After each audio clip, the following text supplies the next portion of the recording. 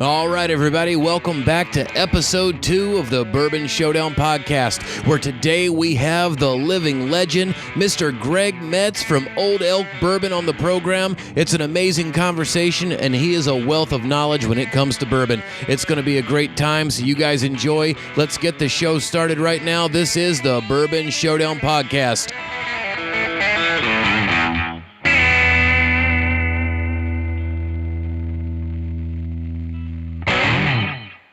Hello, sir. Hi, how are you doing, sir? Thanks for having me. Thank you so much for being here. No, I'm honored to be part of your show, absolutely. So, yeah, looking forward to it. How's your day been? Good. We've got real pretty fall weather. I'm in Cincinnati still, so I'm still close to all the inventory that I produce for Old Elk. Oh, perfect. And I do actually do the blending and sensory evaluations and whatnot right from the house, and then commute as necessary. But yeah, today we've got beautiful fall weather outside, so it's been great. So you really have like the best job ever. You get to distill your own whiskey at your own house. Like you don't even have to leave the house to do the thing that you're the best at. That is amazing.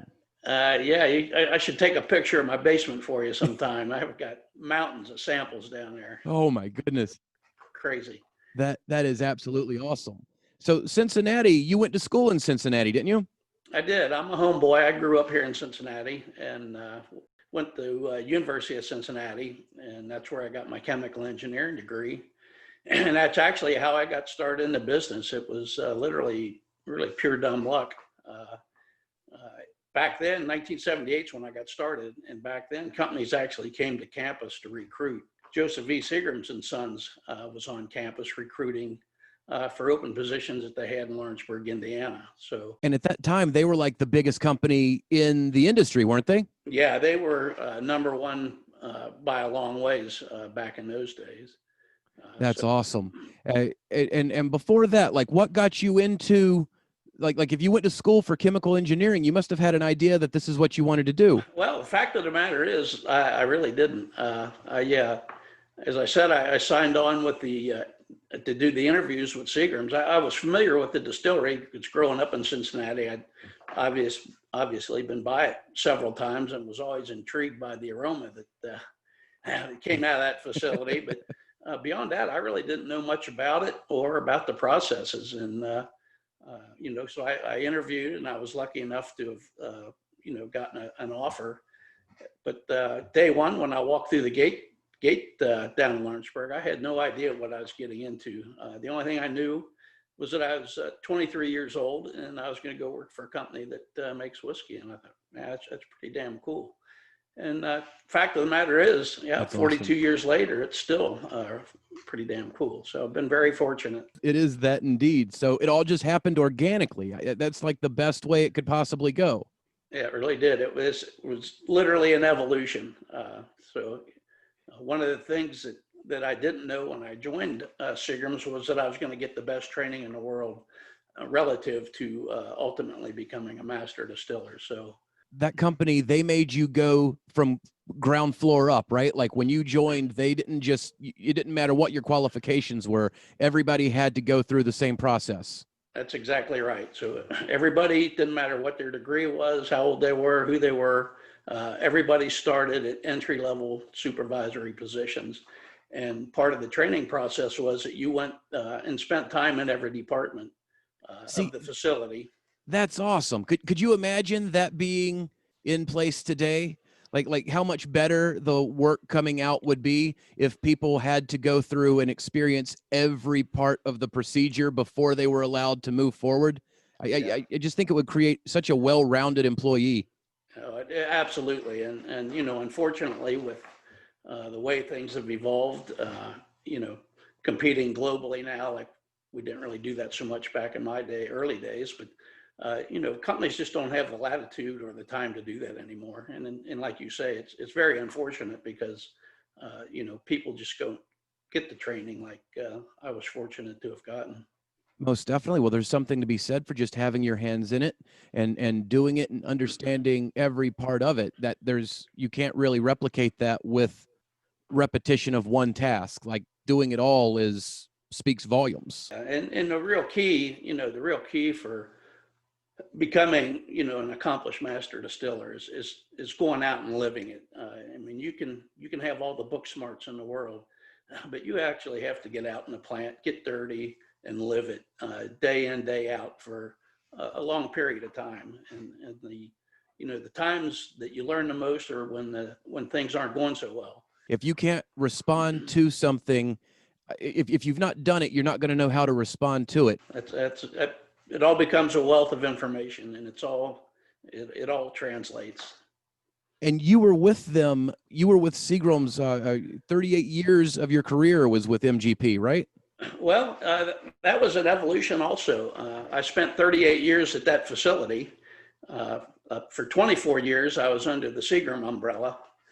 From 1978 to 2002, we were owned and operated by the Brofman family, but it was under Joseph E. Seagrams and Sons. They elected to get out of the whiskey business altogether in 2002. And at that point, Diageo and Pernod Ricard jointly purchased all of the Seagram brands. Oh, wow. And through that acquisition, Pernod Ricard wound up owning the Lawrenceburg facility, and consequently, it operated that for about 7 years. And at about that 7-year mark, Pernod had acquired Constellation brands. And in doing so, they actually acquired an additional distillery and an additional bottling house, and really only had capacity for one of each. So ultimately, the Lawrenceburg distillery was sold. And at that point, we were purchased by a rich gentleman from Trinidad, Lawrence Dupre, and we became LDI for a period of about 4.5 years.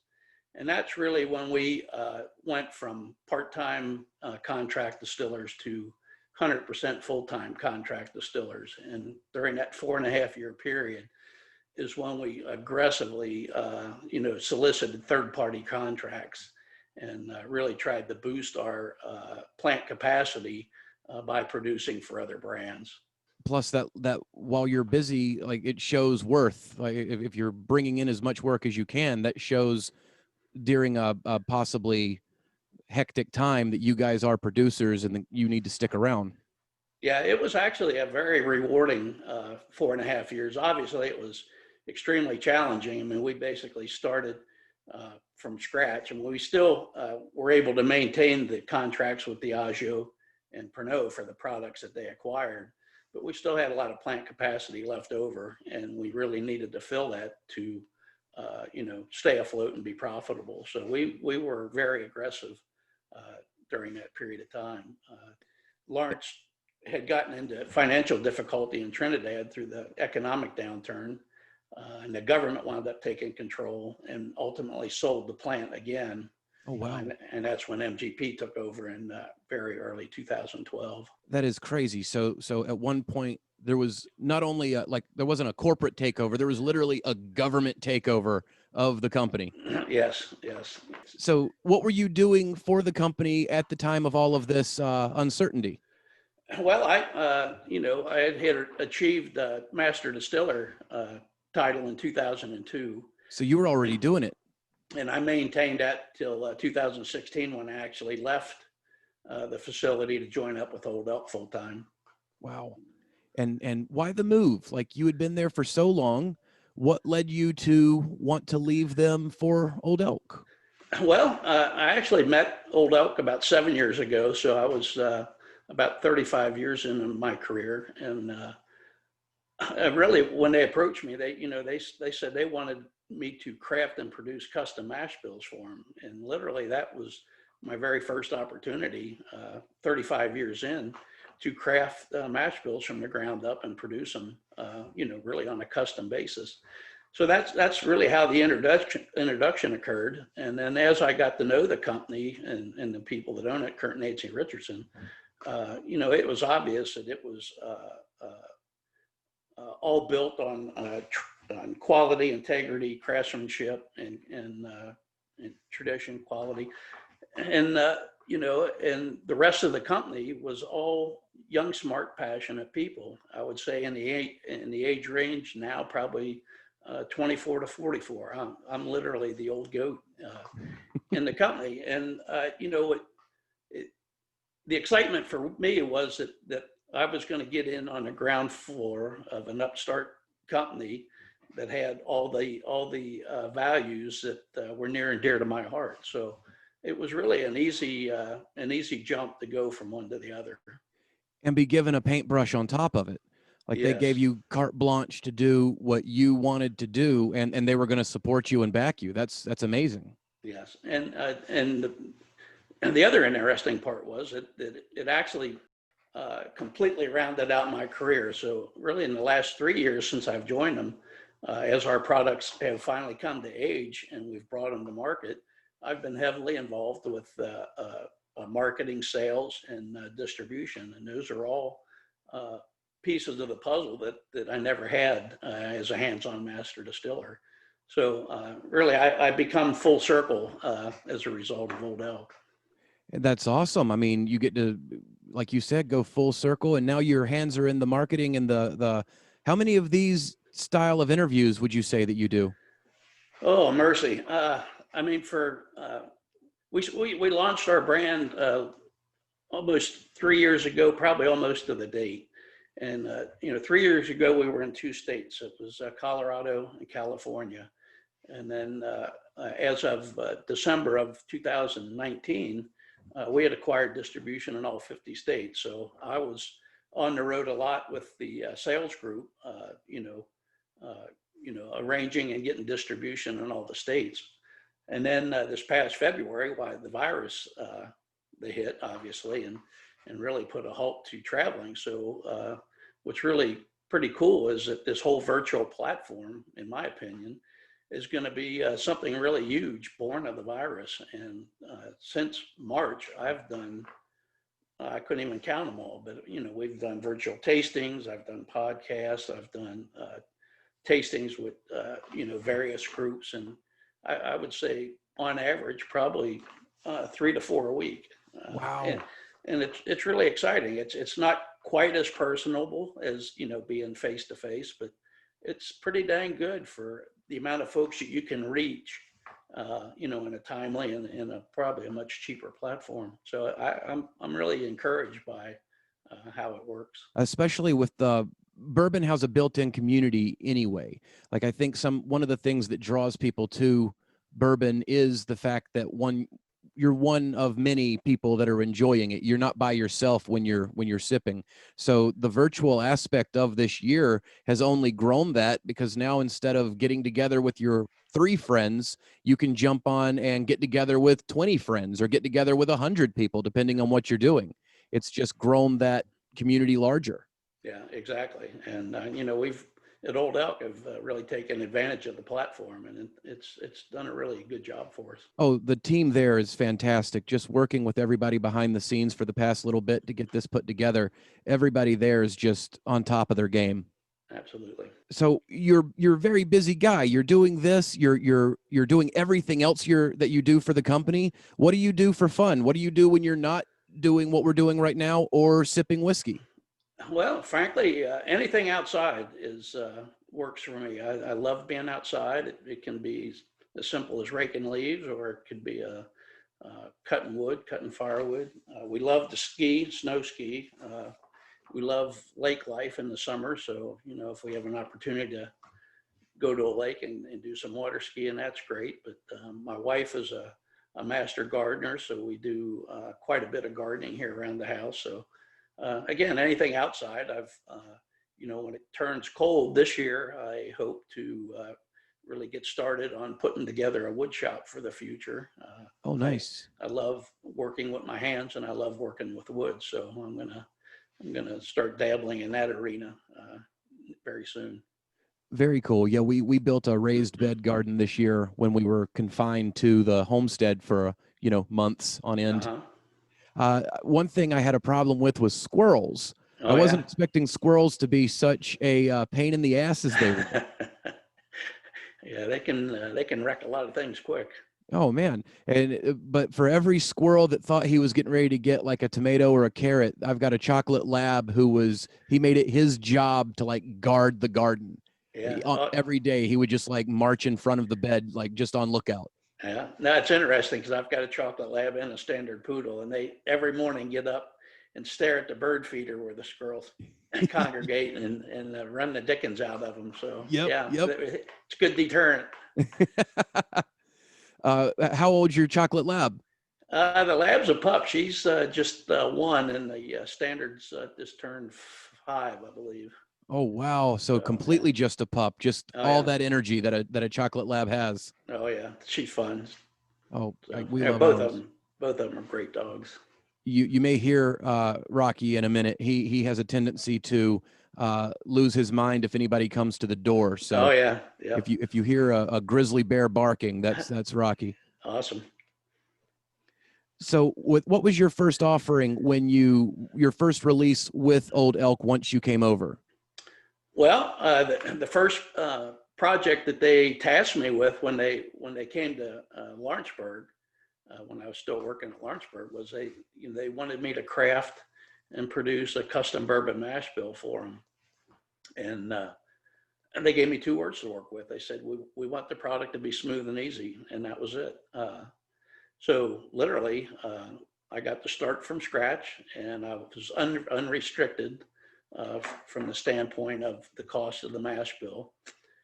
And at that point, I really just put my experience to work. I knew to get smooth and easy that I had to get the malted barley content way up in the mash bill. And in the back of my mind, through experience, I also knew that I wanted some spice characteristic as part of the congener profile.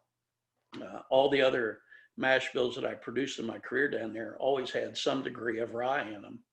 And to get that spice character to carry over, it takes about 15% rye minimum in the mash bill to get that flavor to carry over. So from there, really, it was reverse math. I took the corn content to the minimum for a bourbon, 51%, factored in the 15% rye for the spice that I was after, and that left me room for 34% malted barley. And that's the highest in the industry right now, isn't it? As far as I know, yes, sir. It's probably 4 to 7 times higher than everything else on the shelf. And you created something that really does. It is so smooth. Like there is nothing but enjoyment when you pop open that first bottle. I mean, we've been sipping on it off and on this past week just in preparation for our talk today, and it is smooth. It is just delicious. Yeah, it's not an in-your-face robust bourbon. It's the proof was, I intentionally set the proof at 88. We wanted the proof in the premium category, but I didn't want the proof so high that it started interfering with the smooth and easy characteristics that we worked so hard to get. So everything about it was very intentional, and it's a gentler, easier bourbon than some of the more robust ones that are on the market. You created something that it's got very easy drinkability, yet it's complex. Like it's not a simple bourbon. Like you get more from it every time you take a sip. Yep. And one of the other things that we do, really Old Elk's DNA is to be different than everybody else. And the other thing that is we're anal about quality. So, any product with Old Elk's name on it is going to be a world-class product from a quality perspective. It's going to be as good as you can possibly make it, and as good or better than anybody else is out there. We can't guarantee you'll like the mash bills. That's a very individual, personal thing. But quality-wise, it's world-class. But we take actually one extra step that others don't. I don't know if you've heard of the slow-cut proofing process we use. Whenever you reduce proof from barrel proof to bottling proof by adding water, it's actually a heat liberating reaction. And when you do it in one big step or 2 steps, you can actually induce enough heat into your product to drive away the very delicate low boiling point congeners. And what we do to help preserve them is, rather than do it in 1 or 2 steps, we stretch that process out over many, many steps. And rather than a day or 2, it might be a week and a half or 2. And by doing incremental additions of water, you limit the amount of heat that goes into your product at any given time, and it actually helps preserve the really high volatile congeners. And what that does for the product, just adds integrity and balance, and it just kind of rounds the edge of a sharp corner, so to speak. So Beautiful. So you taper it off so that it preserves the taste and integrity of what you're producing. Yes. That's awesome. Yeah. And does anybody else do that, or are you guys, to your knowledge, the only guys doing it right now? As far as I know, we're the only company that's trademarked it. We didn't invent the process, but we have adopted it certainly, and we've molded it, to the way we like to use it. But we have trademarked it, and as far as I know, we're the only company that's doing that. And so that explains why it is so smooth, but it's also keeps that flavor because of that third step. Yeah, it definitely, it's a very subtle difference, but it's definitely noticeable. If you were to take a fast cut sample versus slow cut, I'm certain that you would see a difference. That's awesome. For the good, absolutely. Right. Yeah. So after your first offering, which was your second? When did rye come in? Is what I'm getting to. Well, the rye of all the mash bills that we've got on the market, rye is not a custom mash bill, but it's a mash bill that we made famous in Lawrenceburg, Indiana, and it's always been one of my very favorites from the standpoint that it's one of the hardest mash bills to produce and have the quality come out the way it should. It's the rye grains are just a beast when it comes to mashing and fermenting, and still have the quality come out the way you need it to come out. So it's the 95% rye is similar to the other ryes that we produce coming out of the Lawrenceburg facility, but what we have in the Old Elk bottle it represents some of my best work. And that's really saying something because you're known for rye. Like rye is your specialty. Yes. Again, like I said, in Lawrenceburg, as contract distillers, we really made that mash bill pretty famous in the rye whiskey arena. It's 95 rye, 5% malt, and it's an extreme rye whiskey mash bill. I mean, there's plenty of other nice rye whiskeys out there, but they're in the neighborhood of 51% rye and probably have a third cereal grain involved in the mash bill as well. So very unique, very different mash bill, which again describes Old Elk. So that product was really already in my portfolio, and I just extended it to Old Elk as we got to know each other. And you said it had always been one of your favorites. Did it just, because of how complex it is and how complicated it is to get it done right, was it like just a harder puzzle to put together? It was, it's, I don't know how to really describe it in layman's terms, but it has a tremendous propensity to foam when you ferment it. Okay. So you have to cook it right to start with. And Seagram's developed what they called an infusion cooking process for the rye mash bill, which really involves just taking it to 148 degrees, and there's some protein rest in there and such. But after you cook it properly, then you have to ferment it. And because rye is a very viscous, almost slimy mash after you cook it, very, very viscous. And it has a real propensity to foam. And anytime you have foaming during fermentation, it disrupts the CO2 cap that you count on to keep oxygen out of the fermentation process. So if you get foaming, you're actually drawing air into the fermenter, which changes the reactions of the yeast as they metabolize that sugar. And if you get a lot of foaming and you don't control it, you wind up getting very high aldehydes in your distillate, which becomes a quality defect quite rapidly. You may have heard terms of freshly mown grass. Mm-hmm. That's generally a high aldehyde content problem in a fermentation. And then there's other very esters sort of go outside of the range that you want, and it also becomes detrimental. So, through my training from Seagram's and the Master Distiller that trained me, Larry Ebersole, we arrived at how to cook it.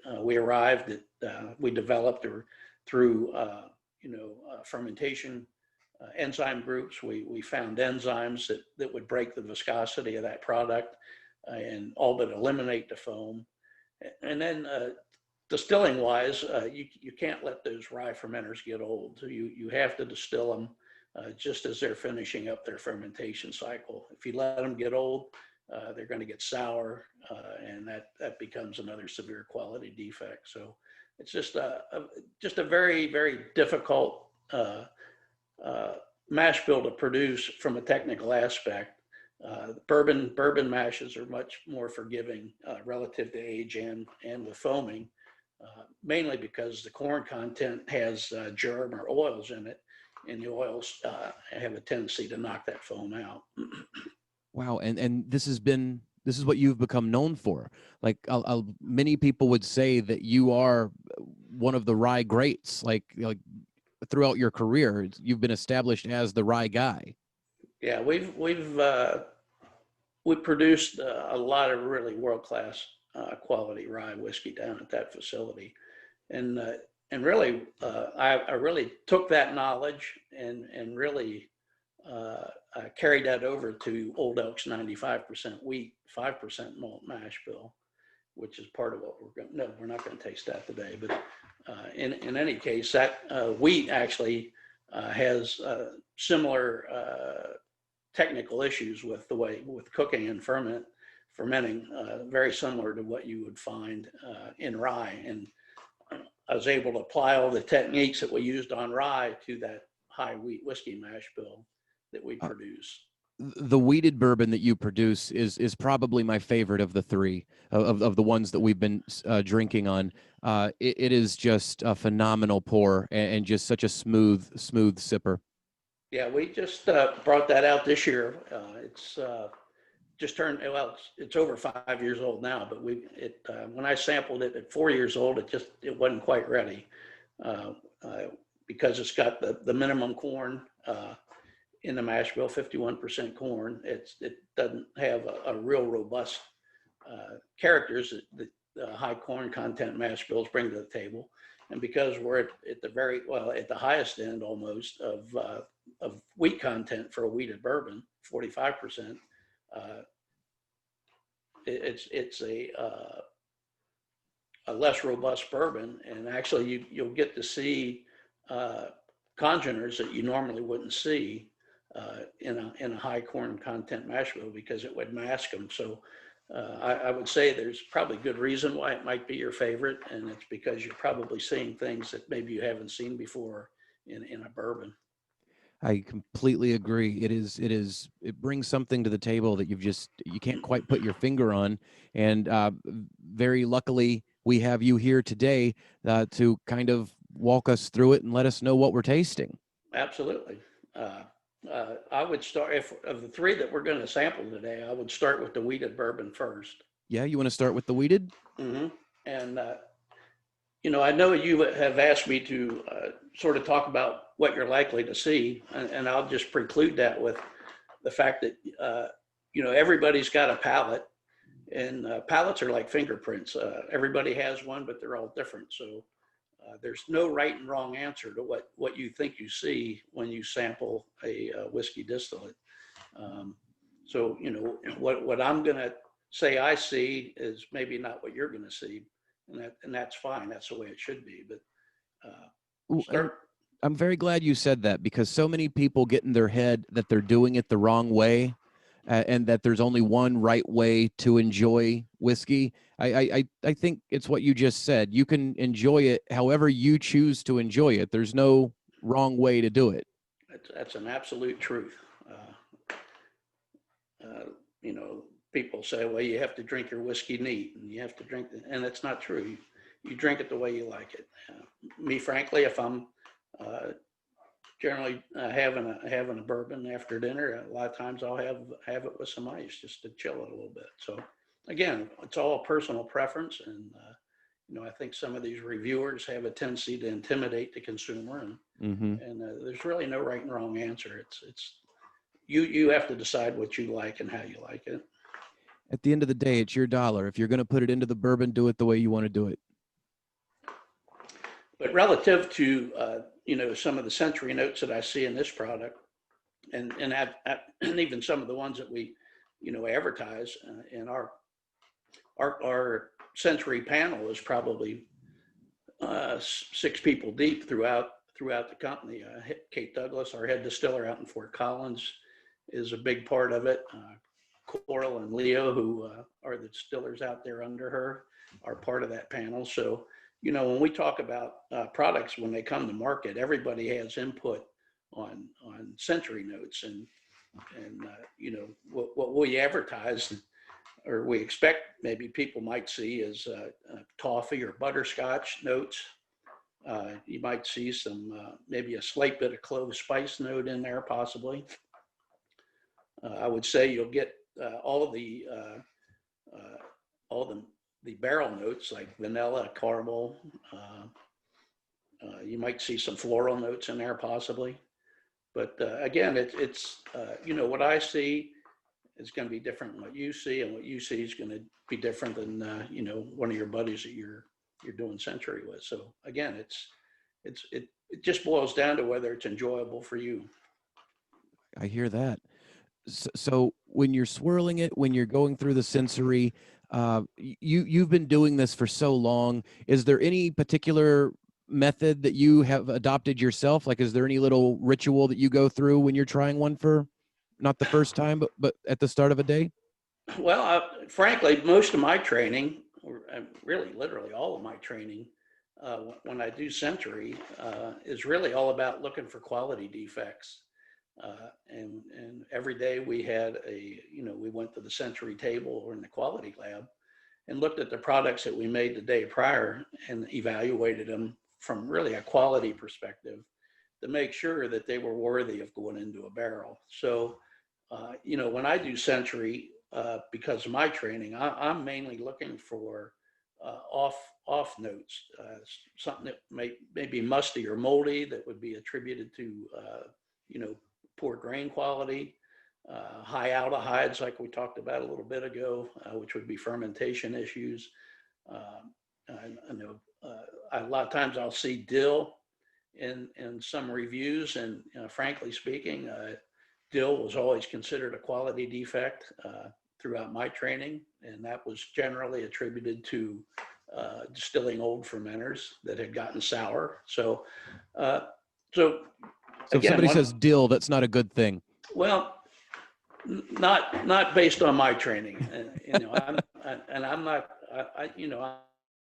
but in my training, we would consider that a defect. Yes. All right.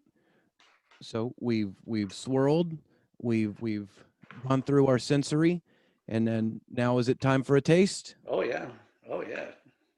Cheers. Cheers.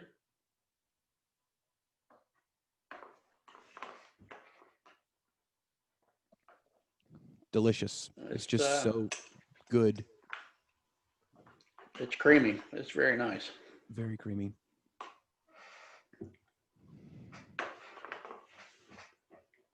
It's very creamy. It's very smooth. You get everything you're supposed to get.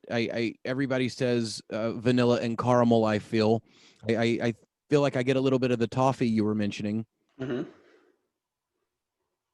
But as good as it hits the palate, the finish is also extraordinary. Like, it doesn't dissipate. Like, it sits there and it doesn't go bad on you. Like, it doesn't turn to burn. It doesn't turn to anything other than it just elongates the experience you were having with it at the palate. Yeah, I would agree wholeheartedly with that. It's a lingering finish. That is phenomenal. And that is the wheated.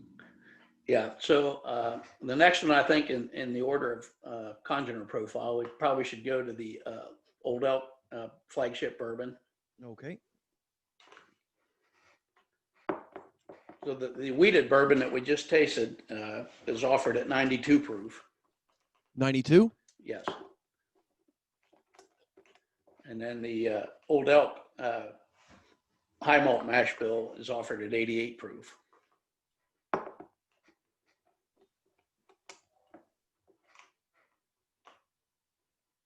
And again, this product was intended to be smooth and easy, so you might want to keep that in the back of your mind as you do sensory and taste on this one. Okay.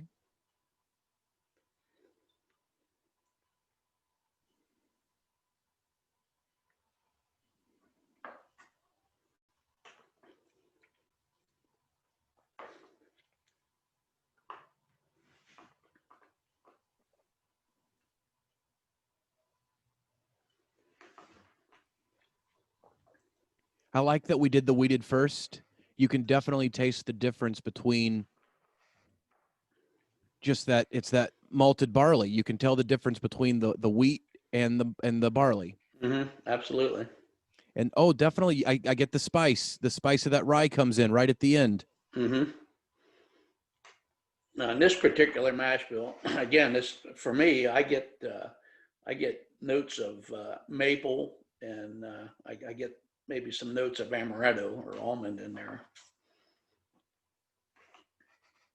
I can see amaretto. I can tell. It's interesting when people are talking about what they smell in whiskey, how what you say can trigger. Like there are a lot of oh yeah, me too, when it comes to talking about what you taste while sampling.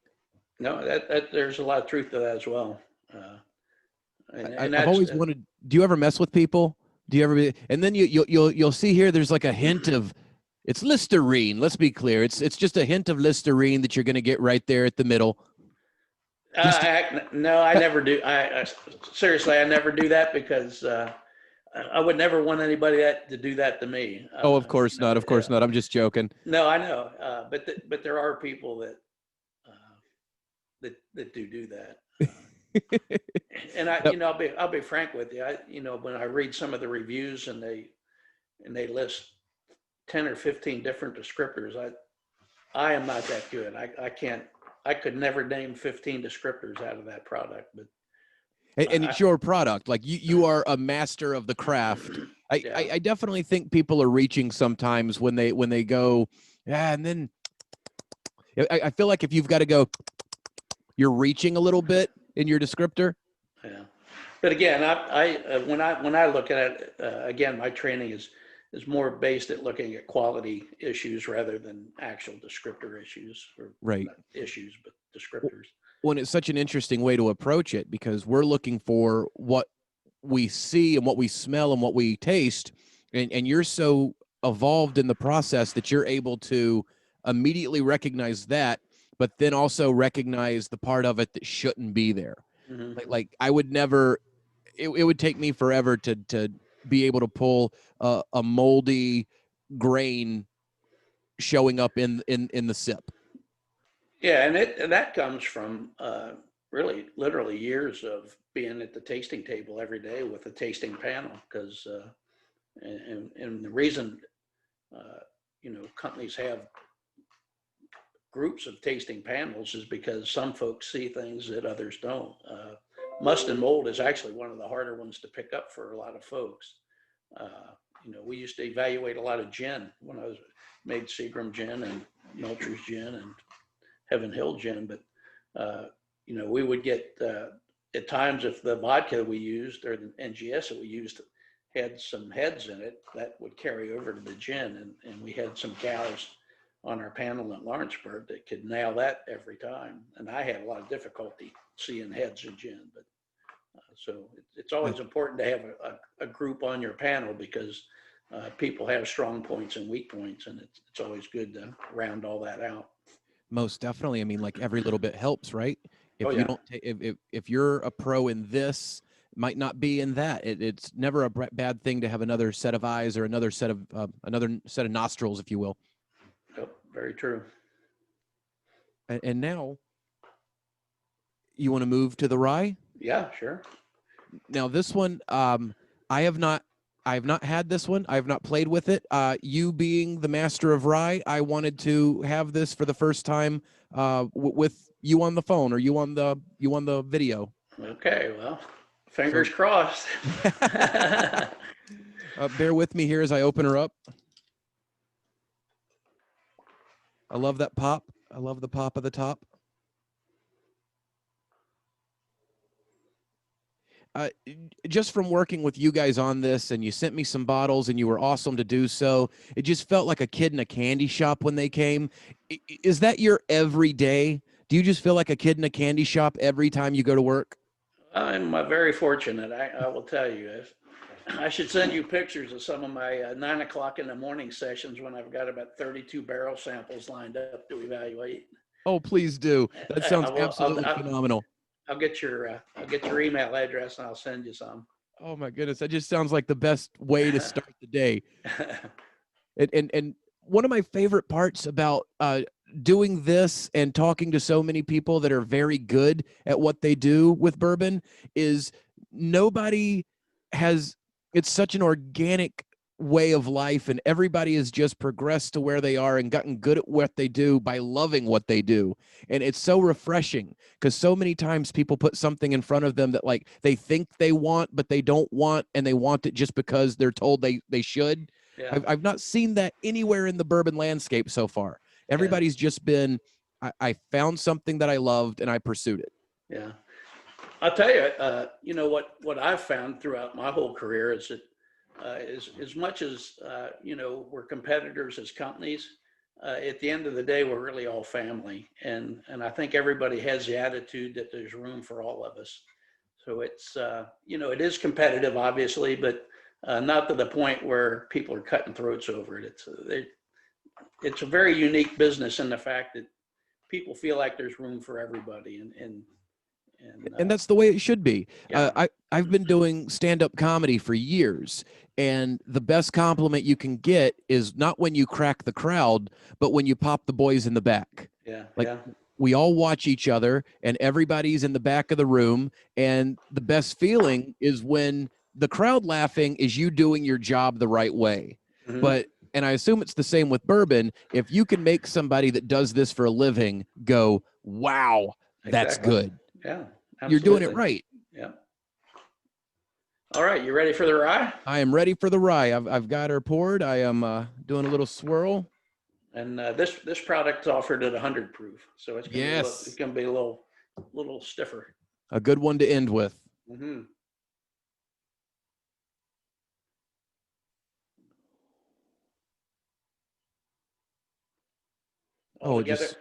Altogether different than the bourbons. Oh, completely. But it's just vibrant. I don't know if you can say that a smell is vibrant. Oh yeah, sure. But it is completely just. It's crisp. It's crisp, perfectly put. And now this one, what was the profile? Mash bill. Oh, the profile. What you're looking for in this one? I'm sorry, I misspoke. The mash bill. This is 95% rye and 5% malt. So that's what I wanted to hear. Yeah, that's awesome. Oh, all that spice just there we go.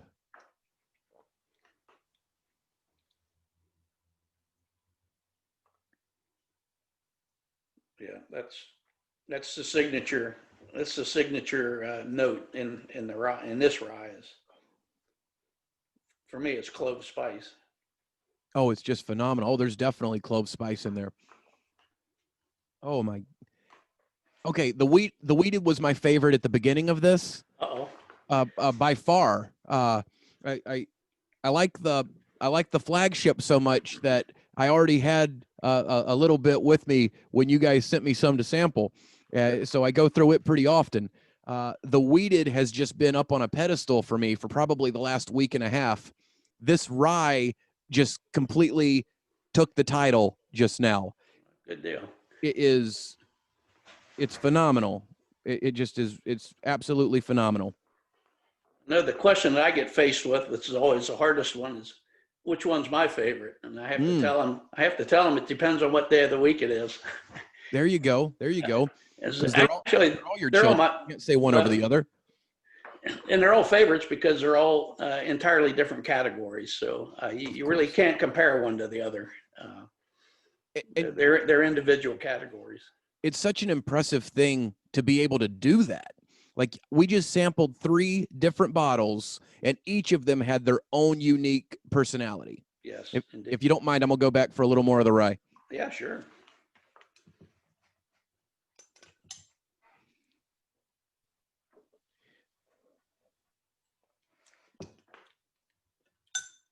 quite nice.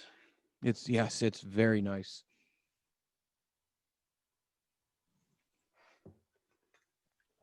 Man, that's good, Greg. That is. You made See, my I day. like rye. I know some people have a trepidation to rye. I think it might just be the spice that it brings with it, but it's so good. It's like second level. It's like that next step up when you're going up flavor. Mm-hmm. Well, if you're a bourbon drinker, by nature, I will say that generally speaking, that rye becomes an acquired taste. You can't jump right from bourbon to necessarily loving a rye whiskey. So in a lot of cases, rye has to be. It doesn't have to be, but generally it winds up being a slower. What's the word I'm trying to think of? You've got to grow into it a little bit. Yeah, exactly. And I think it's that robust flavor. If you're in the bourbon world and you just jump, if you've never had rye and you jump from the regular to the rye, you are going to not be ready for it. Yeah. Like you have to prepare your palate has to have evolved to a point where you're ready for the flavors that are going to hit you. Mm-hmm. Really, in many ways, it'd be like jumping from Scotch to bourbon. Really. Oh man, completely. Completely. Totally different categories, both extremely well done products, but just different. I think it's such an interesting conversation. Up north, I was a Scotch guy. When I lived in New York, I equated it with the cold because there's something about a Lafroig Scotch on a 2-degree day when you've got like a fire going and maybe a cigar and you're just sitting there and it warms you up. Yeah. But then I moved down south and now a super peaty Lafroig on a 68-degree day, that does nothing. Cutting it. You're now just red in the face. The neighbors know there's nothing fun about that at all. But you drink some bourbon, now you're sitting there and it's almost refreshing. Yeah. It's like it's adding to your day. It sounds to me like you spent some time in an ice fishing hut. I've always wanted to. One of the long-term goals is to go up to Canada, do the dog sled tour across the tundra, see the aurora borealis, and spend the time ice fishing. We're actually going fishing on Sunday in North Carolina. Just a bunch of dudes out on a lake with a bottle of bourbon and your fishing rod. Sounds like fun. It's going to be a good time. Yeah, absolutely. Got a little off track there. This rye is very, very good.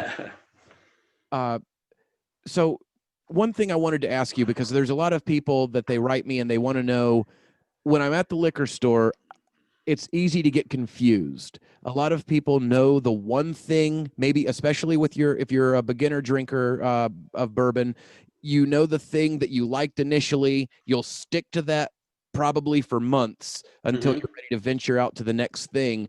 But then you're stuck. You're sitting there and you're looking at the shelf. I went to Old Elk because I had done research, and as soon as I saw that you guys had won what was the award that you won, like almost right out of the gate? Oh my goodness, we've had. I hate to say it, we've had so many that the accolades for your short, for your. You've not been around forever, and the fact that you've already gotten this many awards, it spoke volumes to me, and I bought a bottle just based off of that, and then was immediately impressed and sought the whole selection. But what would you tell somebody that's looking to try something new? Well, I would say if you're a beginner, I would probably stick with a name brand, something like Four Roses, or somebody that's been in the business for quite a while and has a reputation for quality products. And I would probably stick to at least initially lower proof. So I would say probably stay below 100, between 80 and 100. So some people jump too high too quick. Yeah. Fly too close to the sun. Once you get comfortable with, a couple different brands along those lines, then I would probably start experimenting with some of the craft brands. And again, if you're going to do that, I would do like you've done yourself. I would do a little research on your own and look at reviews to see, there's a lot of very high quality craft products out there, but there's also a lot of very low quality craft products out there. The same thing goes for, commercial brands. So, any homework you can do ahead of time is going to hedge your bet.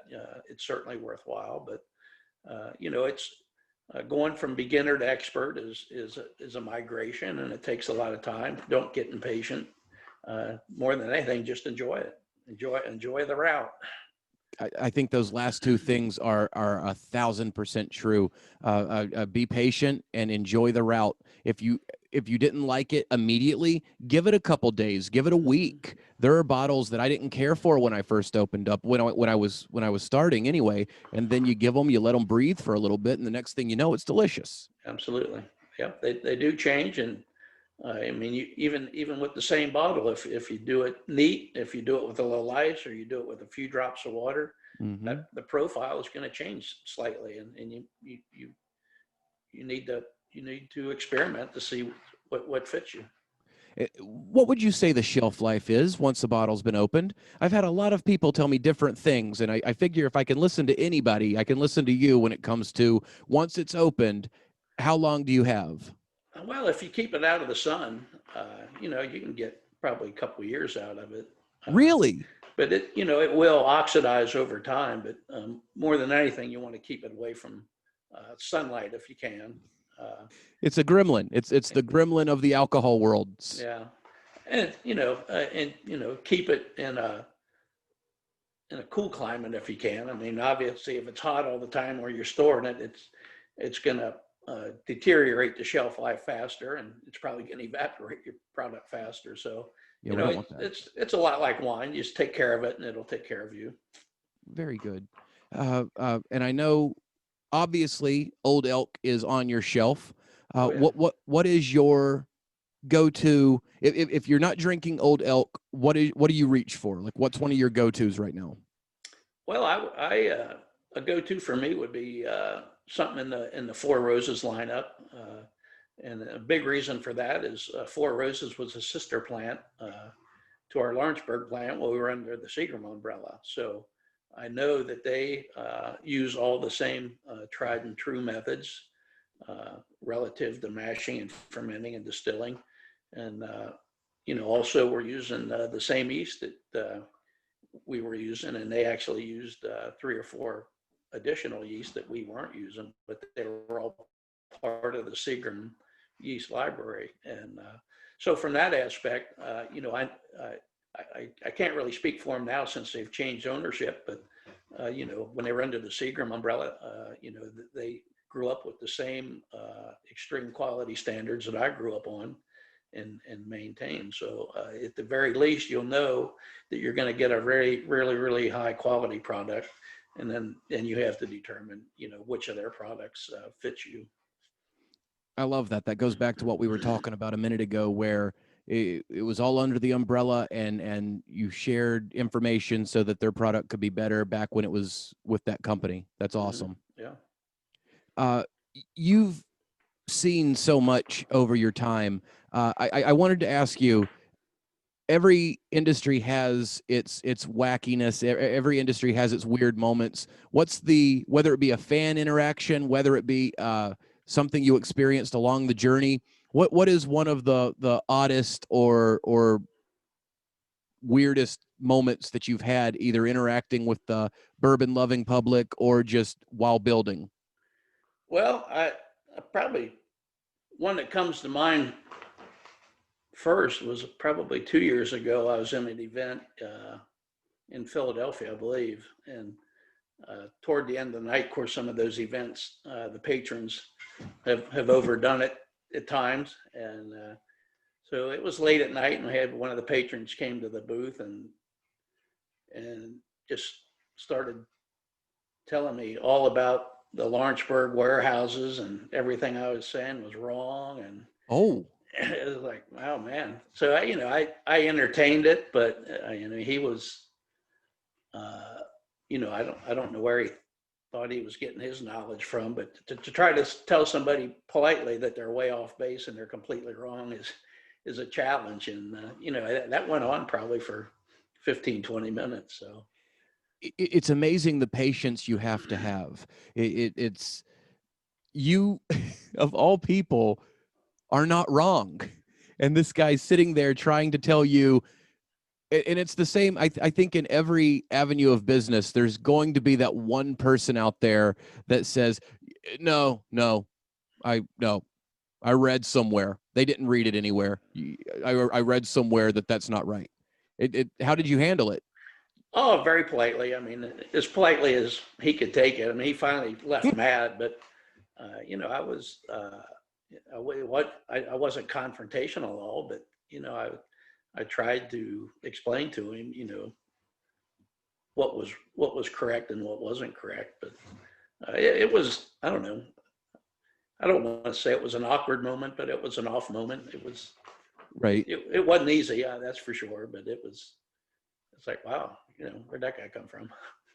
Hey, it's like adding a little bit of water to bourbon. You add a little bit of bourbon to people, and sometimes they can open up a little bit too. Yeah.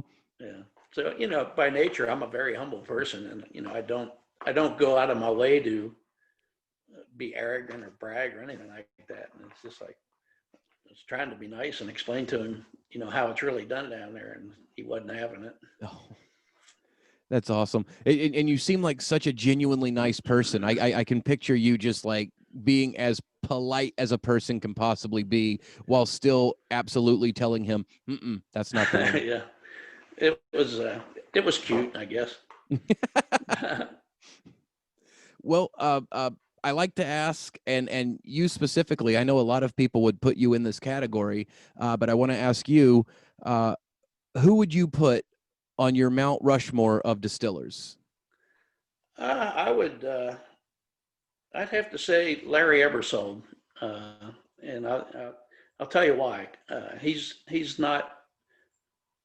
I don't. Well, first of all, he's the master distiller that trained me. So he went through the Seagram training program just like I did.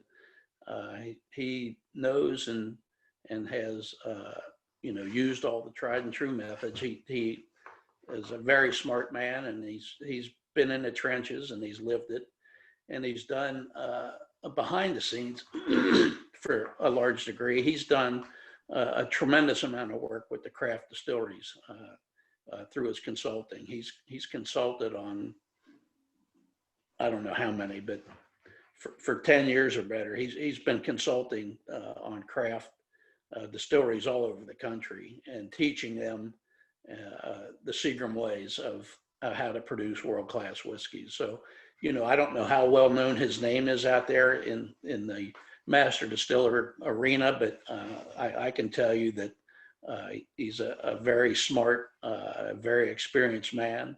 And, a lot of my success I owe to him because he's the man that trained me. So, I have to give him a lot of credit, actually. That's a great answer. So you're obviously your mentor. That is a wonderful first head on Mount Rushmore. Who else would you put? Oh, mercy. Now you're really digging. I think. How about this? Only two more, because I'm gonna put you up there with him. Well, I'd have to say, Jimmy Russell's probably done more for the industry than. Oh my God! I mean, he's obviously a Hall of Famer, so 1,000%. He'd have to be part of that for sure. And another individual that I worked with a lot, and he's not necessarily a master distiller, but he's a master blender, would be David Perkins from High West. Wow, that is an intriguing answer. That is a solid answer. Yeah, he was a master blender, and he was very transparent about everything he did. He created really nice stories for the products that he blended up, and he made High West what it was. So he's a master blender, and I worked with him very closely for many, many, many years, and I have a deep respect for him as well. I don't think the blenders get enough credit in this game. I've heard you speak before where talking about blending, that's how you get your consistency, if I understand it correctly. Yeah, if anybody that does single barrel programs will tell you that every barrel is different, and they are subtly different. And so if you're a craft distillery, your batches are going to be smaller because your case volumes are going to be smaller than commercial, and therefore the blending part, when you put your barrels together for what goes into the bottle, it's critical that if you're going to try to maintain a consistent profile, you have to be very careful about how you put those barrels together before they go into the bottle. Much more so than on a commercial basis, because their volumes are much bigger, and Totally. one barrel won't make a big impact. But if you're doing a 30 barrel blend, and one barrel is has a much higher sensory profile than maybe the other ones, then you could definitely impact the whole batch just with one barrel. So yeah, that's a very critical piece of the puzzle, and more so for the craft arena than the commercial arena. Completely. Like that is such a, like it just, I don't think people think about that when they think about what they're drinking and where it came from. But there had to be a master hand to build it, and there has to be a master hand to blend it. Yeah, and that's really why a lot of the work I do right here at the house is evaluate barrels to make sure from a quality perspective that they're worthy. And because if you put one bad barrel in a 30 barrel batch, you'll ruin the whole batch. So it's critical. Yeah. Well, and that's also where the brand loyalty comes from. People understanding that you take such care of your product before you put it out to the public. Yeah. If you want to ruin a brand, just put a bad quality product in your bottle, and you'll ruin it Immediately. quick. Yep. Once a consumer has tasted something that doesn't sit with them the right way, that memory will last with them longer than if you were to show up at their house and smack them in the face. Absolutely. And that's really one of the beauties of our ownership. Kurt and Nancy Richardson, actually the founders of Otterbox, but we're under their Blue Ocean umbrella as Old Elk Distillery, and they have given us, the latitude to wait for our products to come of age before we put them in a bottle and put them on the shelf. A lot of the folks in the craft arena, to generate revenue, have to launch their brands early, and it's really can be very detrimental to building a brand if the whiskey you're putting in a bottle, it really isn't ready from a maturity perspective. So we're very fortunate to have the backing that we have through Kurt and Nancy. Well, they let you do it the right way. I think that would play I'm sure that played a huge role in you coming over, is that you can do it, but you have to let me do it in a way that I'm proud of the final product. Yes, and that really goes back to the traditions and the aspects I talked about early in the show relative to tradition and quality and integrity and all that. So if you've got all those core values, at the end of the day, you're going to be successful, and that was an absolute big drawing card for me. And that is the beauty of bourbon, I think, to people as a whole, is that once you find, you can taste it. You can taste all of the dedication and all of the pride that goes into it with the final product. It really is, I think, what draws people to it after they get past the initial, yes, it's bourbon and delicious. Mm-hmm. No, I totally agree with you.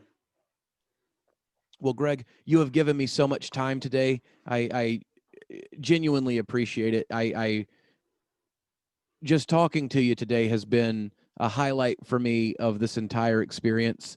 I would love to, if I'm ever in Cincinnati, I would love to just come and tip a glass with you. Oh, you look me up and we'll show you around, definitely. That's awesome. And Jesse, it's been a real privilege to have been invited on your show, and I had a blast. It's always fun to hang out with folks that are knowledgeable and passionate about the whiskey business. So Well, I It's try my always best. fun for me. I'm still learning. I feel like the best part of doing this so far has been that I've learned something every episode. And I was so looking forward to this one just because you are a wealth of knowledge on what we all love. And I was looking forward to it, and it did not disappoint. I've had a wonderful time talking to you. Well, hopefully we'll do it again. I hope so. I hope so. In the meantime, salute to you. Hey, cheers. You put out a proper juice, sir. Thank you. Now, I'm going to pretend like this interview is going for probably another 45 minutes, and I'm going to put on a little bit of blues, and I'm gonna pour another glass of this delicious rye, and I'm going to sit here and hope that my family leaves me alone while I enjoy it. Awesome. Salute.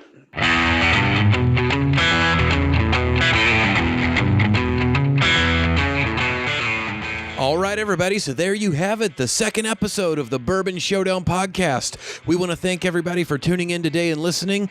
We want to thank Greg Metze, the living legend, for being on the show today. Thank you, Old Elk Bourbon, for allowing us to talk to Greg. We know he's a busy guy. We appreciate him taking the time out to walk us through some of your delicious offerings. So thank you, Greg. It was a pleasure to speak with you.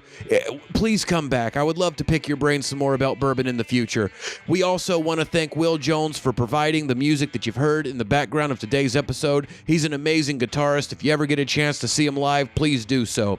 If you've enjoyed what you've heard today, click subscribe. Come on back. Let us know what you liked. Let us know what you didn't like. If there's somebody that you want to have on the show that we haven't had on yet, shoot me a message. Let me know. We'll get them on. This has been so much fun to do. It's just a wonderful experience to be drinking bourbon and talking to these great people and having them learn me up a little on what I'm drinking while I'm drinking it. So we appreciate you guys coming on back and listening to the show. We've had a great time. My name's Jesse Jones. Go and find us on Instagram, find us on YouTube, find us on Apple Podcasts, find us wherever everything happens, and come on back and meet us next time. But for right now, let's raise our glasses and kick some asses. My name's Jesse Jones, and this is the Bourbon Showdown Podcast. Have a good one, everybody.